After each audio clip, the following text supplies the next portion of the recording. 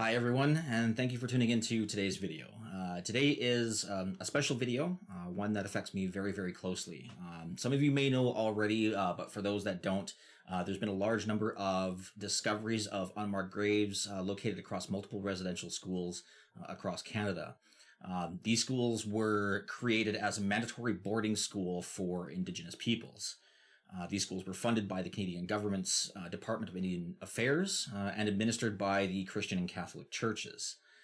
The purpose of these schools was to remove Indigenous children from the influences of their own culture and assimilate them into the dominant Canadian culture. The graves of these Indigenous children that had died under their care were recently starting to be found, beginning with the 215 bodies that were found at the Kamloops Indian Residential School in Kamloops, British Columbia. More have been found across the country, but a recent discovery of a substantial amount of graves is right here in my hometown, or in my home province of Saskatchewan. There were 751 unmarked graves that were found at the site of the Maryaville Residential School located on the Cowessess First Nations Reserve.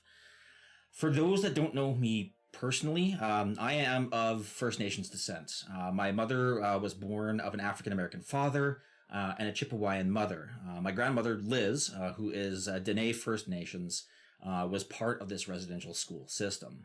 My grandma, Liz, and my great-uncle Marvin went to the Holy Angels Residential School, which is located in Fort Chippewayan, Alberta. My mother's four siblings, Dwight, Dwayne, Dolly, and Connie, all attended the LaPointe Hall Residential School in Fort Simpson, Northwest Territories, where they were later then transferred a year later to the Breynat Hall Residential School in Fort Smith, Northwest Territories.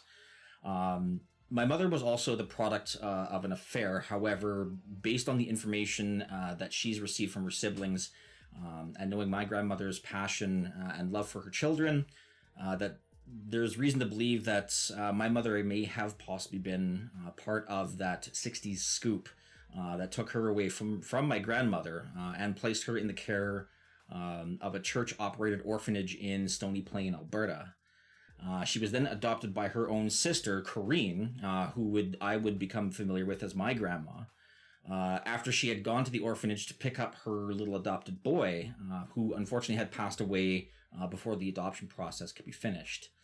Unfortunately, anyone that would have been present to facilitate that scoop, all of them have long since passed away, so there's no real way to confirm this information prior to Corrine adopting my mother.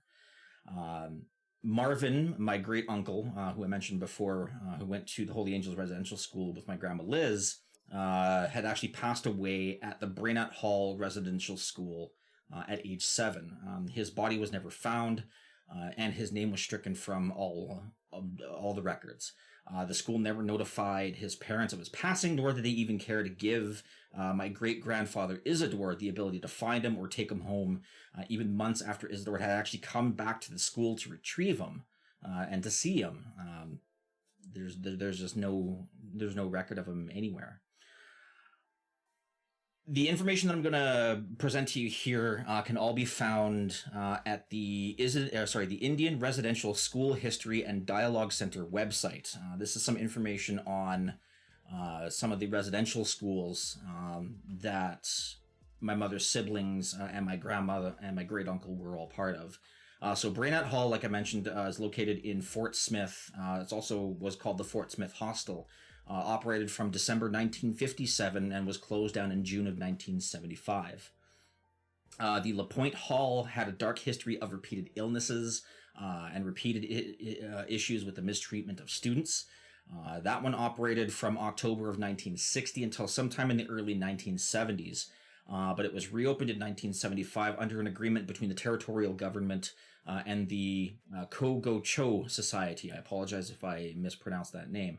Where it then continued to operate until June of 1988.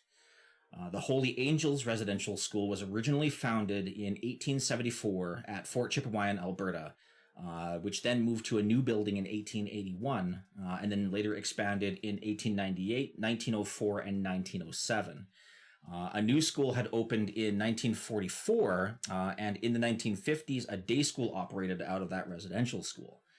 From the 1950s onward, they increasingly became a child welfare institution until the school finally closed down in June of 1974. Guys, this is my history.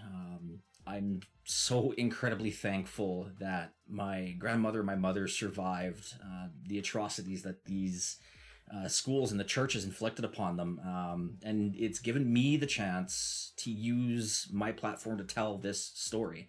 And bring more awareness to the horrors and the pain that the residential school system has caused, not only to the children attending, but to the families that lost their children and the siblings as a result of these systems.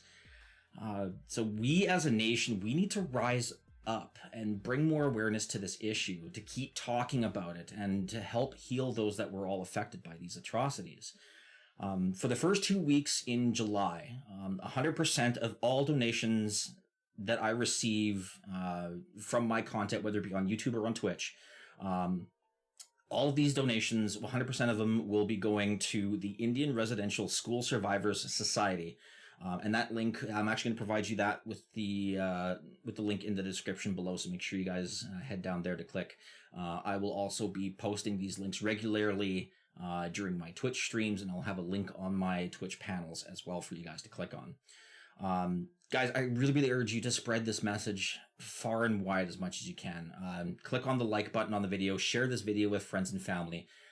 Let's get this message out there, because there's still more work to be done, and I think we've only really kind of scratched the tip of the iceberg on this issue.